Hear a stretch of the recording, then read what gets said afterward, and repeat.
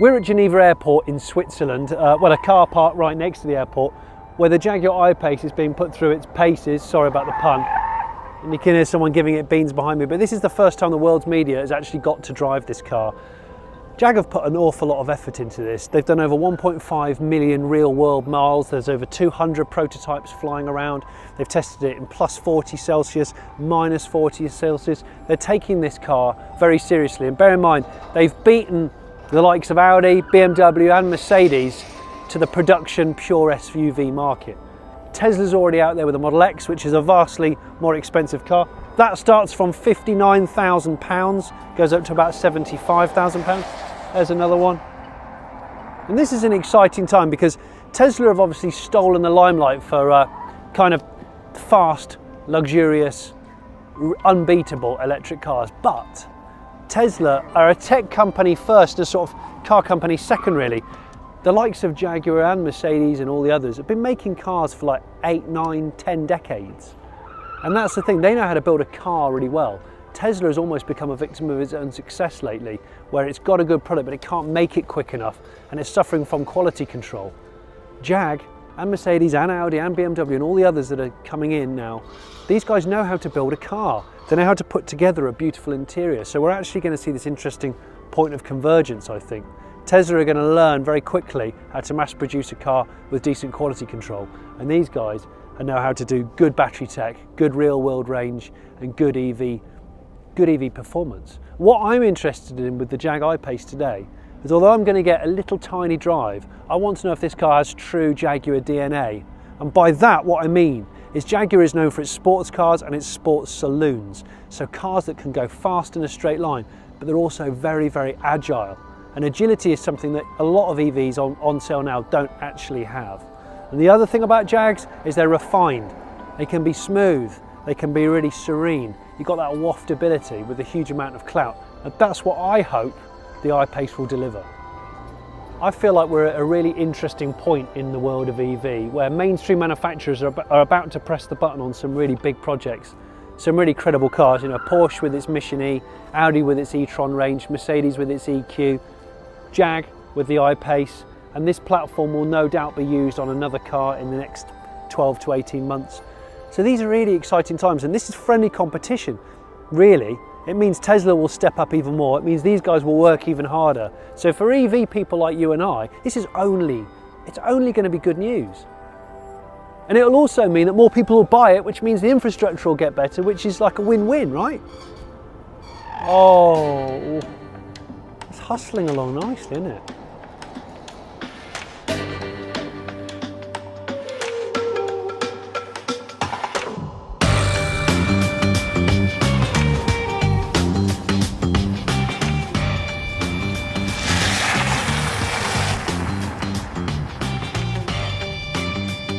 All right, we're in the I-Pace. This is a very brief first drive of a production-ready car. We're doing something called a smart cone test, which is essentially a very short, sharp agility test. It's not a proper road test, it's not on the road. I'll explain more in a minute. So we just go, do we? We can go. The green cones are flashing. I don't really know how to do this. I normally just drive fast around a car park in random order. Around a car park in a structured way. So we're going to go through those green flashing cones there, and then you want to look for the next set of cones, which is that one there, and you're going to go through those. Where the next set. Okay. Up to the far end where the pit lane is. You can see the blue ones there to your left. They're going to be your next set of cones. That's it. And then you want to go over to the right. You can see another set over there. Oh, hang on. There we go. Straight ahead, there's green. Okay, yeah. Hard left, because those ones that were blue are now green. It's just like a game. That's it. It's like a game. And we've all played those games where you're hitting the wall, aren't you? I've never played a game where I'm hitting a wall. Oh, the fitness game, not with a car. The fitness game, that's it, yeah. So it's a fitness game transported into the car environment. No, this is cunning because I'm concentrating more on cones than I am on the chassis of the I-Pace. But I love the response. Obviously, 4.5 seconds to 60. Have I just missed that completely? I haven't. You have. I thought I went through a pair of cones that wasn't actually a pair of cones. A little bit of a whine off the motors. That's good. Obviously, the thing about electric cars is they carry a bit of bulk. This is over 2.1 tonnes. with the high-powered regen, you can feel it's hustling quite well, really well actually. That's red. Does that mean definitely don't go through? Red means game is over. Oh, what? We're going to go up to the far end. I'm here with Ian Hoban. Ian, Johnny. you are, remind me of your title, you're basically the man that didn't shape the car. I didn't shape the car, no, that was Mr. Callum, that's the other Ian, that's Yeah. right. I'm the vehicle line director, so really lucky to lead the team of engineers who put their heart and soul into delivering this car. We've got this awesome cutaway. I'm a big fan of cutaways because it explains so much really quickly. But let's talk about first its construction, the body shell and the chassis. Okay, so predominantly aluminium, 94% aluminium is the body structure, which is actually the most aluminium content in a production Jaguar. 94%. 94%. Yeah, it's pretty good. And aluminium's great, you know, it's light, it's very stiff as well, but it's important to use the right type of aluminium in the right place. So these are structural castings, the turrets here, the suspension here.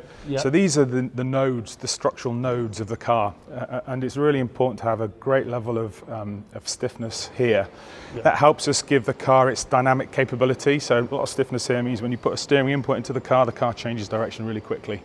This is not a welded car, am I right? It's riveted. It's riveted and bonded. Aerospace bonding and riveting are the two construction techniques we use.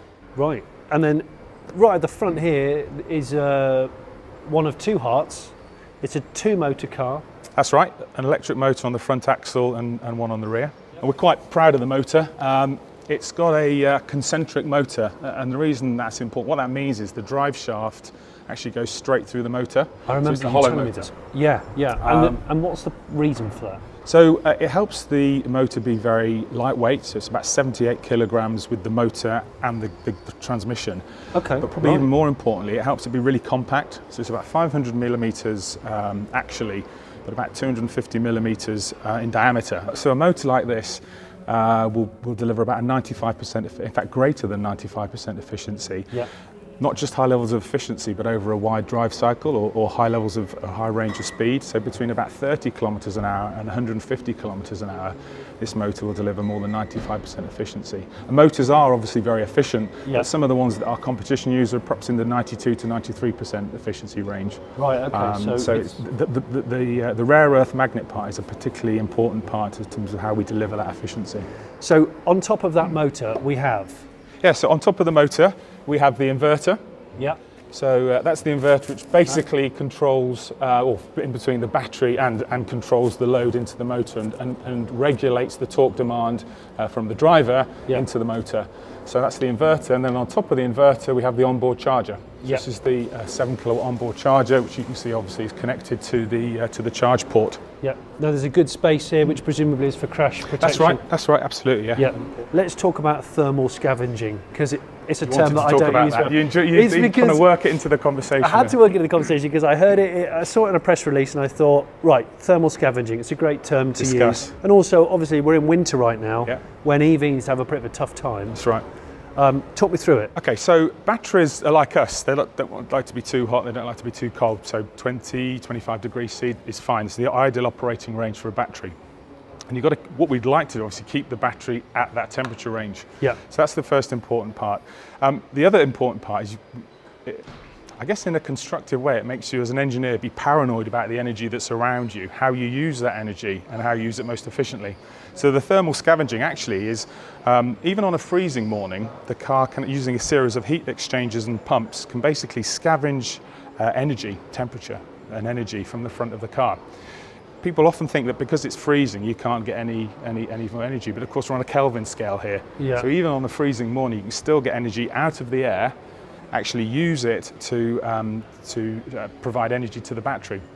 So this is like a heat pump from a house?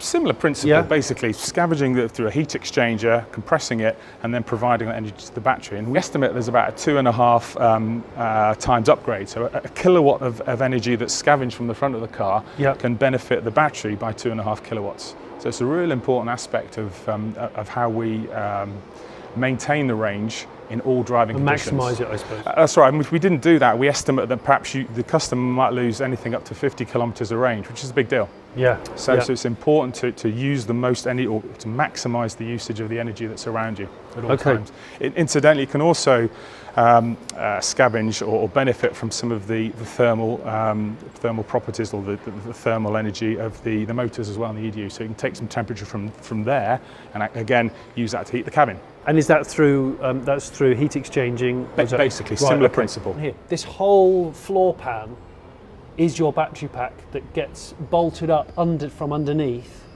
forms part of the structure, forms the entire floor of the car. And 36 modules? 36 modules. So each one of these is the module. Yep. And each module contains 12 pouch cells. Yep. That's 432 pouch cells in total. Yep, okay. In the 36 modules that are within the frame. Yep. And these are how many volts each? So these are nickel, manganese, cobalt pouch cells.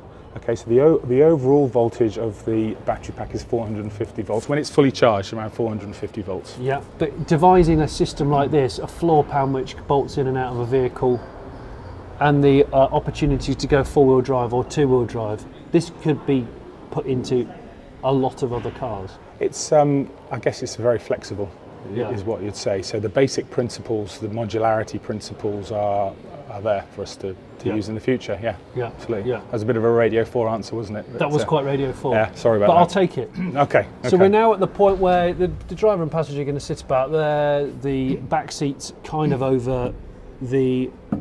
So that's what we call the Becker, but the battery control module. Yeah. So that sits on top of the battery. Controller, yeah. You can access it through underneath the rear seat, but probably more importantly, that's one of the first modules to be what we call SOTA, so software over the air. Okay. So using our telematics module, we can basically provide software updates to that module, and the customer doesn't have to go to a dealer to get it. Brilliant.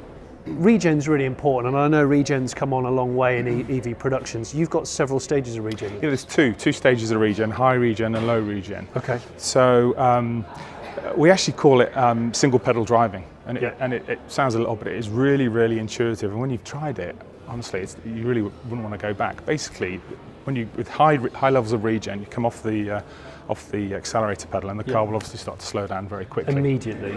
So it's kind of dragging its brakes. It feels like it's recuperating the energy through the brakes. Yes. Into the car. So what's actually we can deliver up to 0.2 G of braking force through that level of regen. Right. There's a further 0.2 G to make 0.4 G in total when the customer actually applies the brake as well. But what's really important is that actually we've done some work, and we reckon around 98% of all customer braking situations you can actually do by letting the car do regenerative braking. Without touching the brake. That's why we call it single pedal, and it's so intuitive. In fact, incidentally, we can get through a whole test cycle, an emissions test cycle, again without pressing the brake pedal. Really? So there's benefits in terms of brake pad wear, of brake dust. I've not seen this against any other cars, but to me this looks like a smaller car than an F-Pace. It is smaller than F-Pace, yeah. It's shorter than F-Pace, but I think the real added benefit of a ground-up blank sheet of paper architecture is in the length. Right. So in the length terms, this car is 50 millimetres shorter than 50. than an F-Pace. Yeah. But in wheelbase terms, 115 millimetres longer. The real benefit is, of course, the occupant space, the interior space we're liberating. The cab forward design really enables us to position the occupants further apart, and the knee room again is far more beneficial for a car like this. So the perception of space on a BEV, on an electric vehicle is really well. That's great. What I'm looking forward to as the driver. You'll see there's much more of an airy cabin. I know that there was talk about comparing it to a Porsche Cayenne. Yes, internal space. That's right. Yeah. Porsche Macan external dimension. That's right. It's within a millimetre of a Macan. Is it but really? Actually, the interior space is bigger than a Cayenne. Yeah, that's right. Impressive, though. I mean, that's a one segment bigger car. Significant segment above. Yeah, that's right. I guess that's where EVs win. Absolutely. Yes. Ian, thank you so much for your time. Pleasure. Thank you. I love looking at a cutaway. Thank you.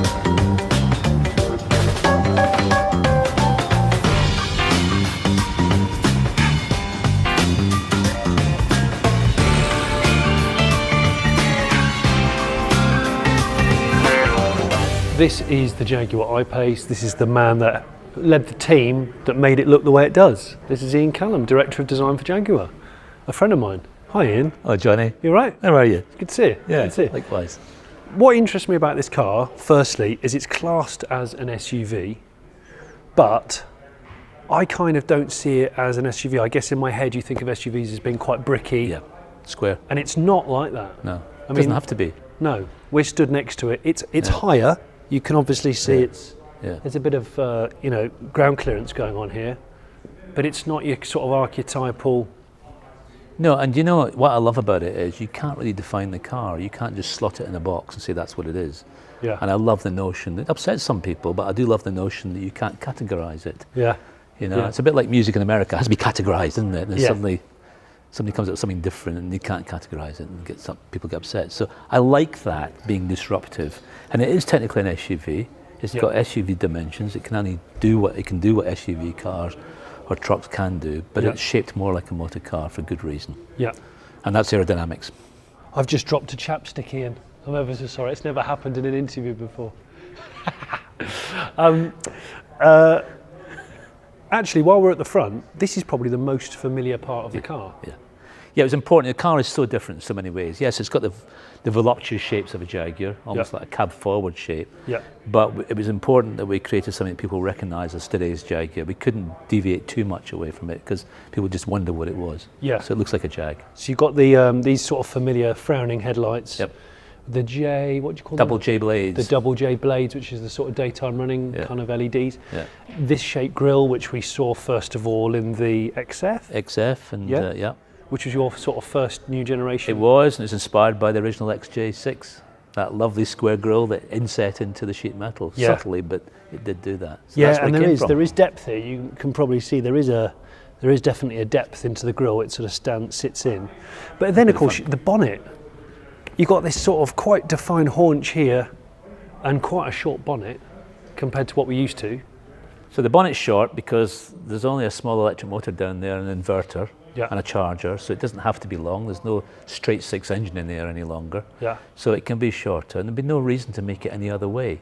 You know, to be absolutely honest about the car, it's got to be about what the car stands for. Yeah. But to get the drama out of the car, if you look at the side view, we put these haunches on it to kind of throw the visual weight forward. Yeah. So it looks like it's got this attitude.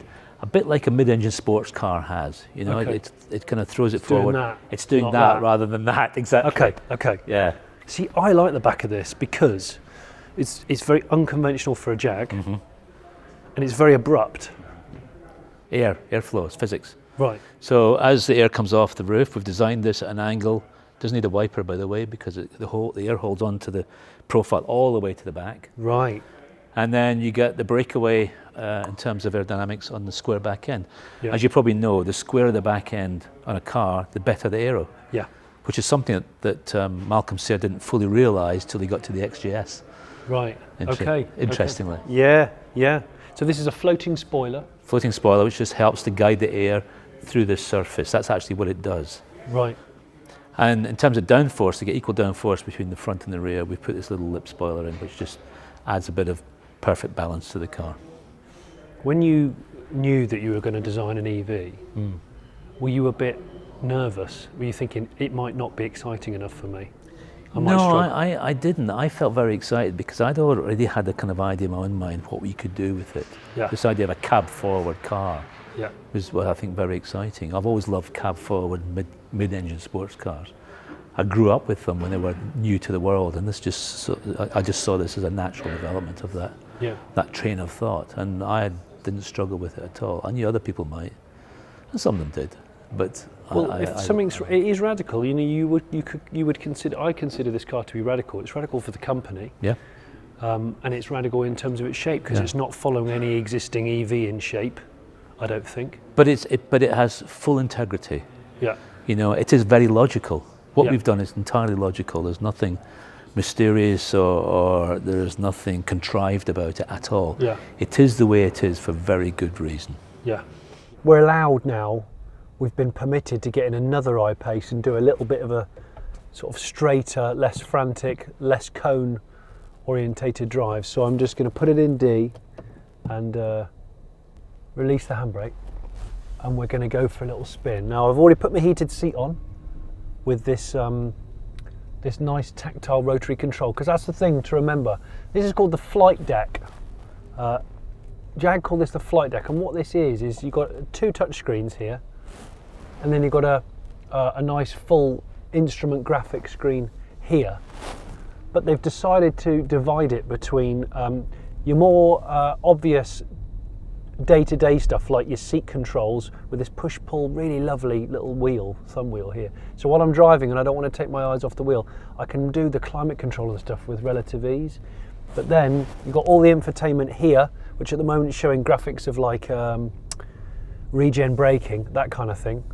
Or your infotainment and its swipe, all the stuff you'd expect from a lot of car companies. I've got my heads-up display here. I've got my sort of deep dish sporty 3-spoke steering wheel, which you've seen on other Jag models. But what I'm really thinking about is the way it rides. I've seen the way it goes around tight corners with the cones, and the body control is very flat. The test cars I'm driving have got the optional air suspension, which you can adjust 90 millimeters in height. So it sets, it either goes 40 down or 50 up to do off-roading, or it drops down at high speeds on the motorway for efficiency, or when you get out the car, so you don't have to climb up so high. The other thing to bear in mind is you've got your, down here on the right, you've got actual buttons for your off-road capability, your terrain response, and your up and down, and your traction control. And on the left here, by my right knee, you've got your transmission, your drive, your neutral, your reverse, your park. Got electric handbrake. Remember, you've got your release for the boot and your release for the front boot. You've got a back boot and a front boot here. But I have to say, what this car is, I can tell even just by driving it quite slow speeds, is this is a driver's EV. And this is what interests me, because there's a lot of EVs out there which are perfect really for commuting and your sort of day-to-day grind, but they might be lacking in a bit of engagement and a bit of real kind of chassis control, playfulness. What the I-Pace has got, it's got luxury and it's also got playfulness. I'm excited by this because you know what? I'm in a fully electric car made by a mainstream manufacturer who've been in business for 80 odd years. And this is what I like. This is the bit that the Tesla is missing. Don't get me wrong, I'm not talking about the technology, I'm talking about the finish, the quality, the fit and the finish. I've not seen this level of fit and finish in a full EV. And this is where people like Jag and Porsche will, and Mercedes-Benz will, and Audi, they will be bringing this, the stuff they've been building for decades, to the fight with Tesla. There's actually not enough time for me to explain how you can configure all of this, because there's so much tech going on and there's so much integration with your smartphone and dedicated apps. But basically you can have this instrument cluster in front of you as a full width sat nav, and then you can throw some of that information down onto this screen here, and then down here, this one, like I said before, this is more about your sort of immediate day-to-day stuff like your comfort, your heating, your AC, and then you've got the transmission down here on this little wing, drive, neutral, reverse, park. But now I'm going to actually spend some time in the back. Right, I'm now in the back. I have a glamorous assistant with me, and you're the same height as me, aren't you? I am, yeah. Yeah, and this seat is one of the optional performance seats, so it's shaped like a bit more like a bucket seat, with the standard seats also available. So I'm sat behind the equivalent of myself in the car. I've got a ton of leg room. This has got 890mm rear leg space, which is a lot. I've got loads of headroom. This has got the panoramic glass roof, which I always think is a worthwhile option because it sort of opens up your world. And then if the back seats were down, boot space wise, you've got nearly 1,500 litres. Right. I like the way it's packaged, and I think that's a big deal when it comes to SUVs, because a lot of SUVs are big cars on the outside and not that impressive on the inside. Here's your 656 litres of boot space, and I think you've also got a little bit of added space on here, like a little false floor. There you go, look. That's your kind of extra boot if you've completely filled that end. So you can put a soft sports bag in there, gym kit, that kind of stuff. There's the bonnet vent, can you see? There it is.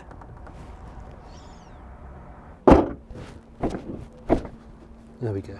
Do you know what this badge is called? Jaguar don't talk about it much, but do you know what this particular logo is with it? It's called a growler.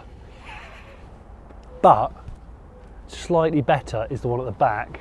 It's my favourite, the one at the back, that one, the lovely kind of sculpted muscular one, that's called the Leaper. The Leaper.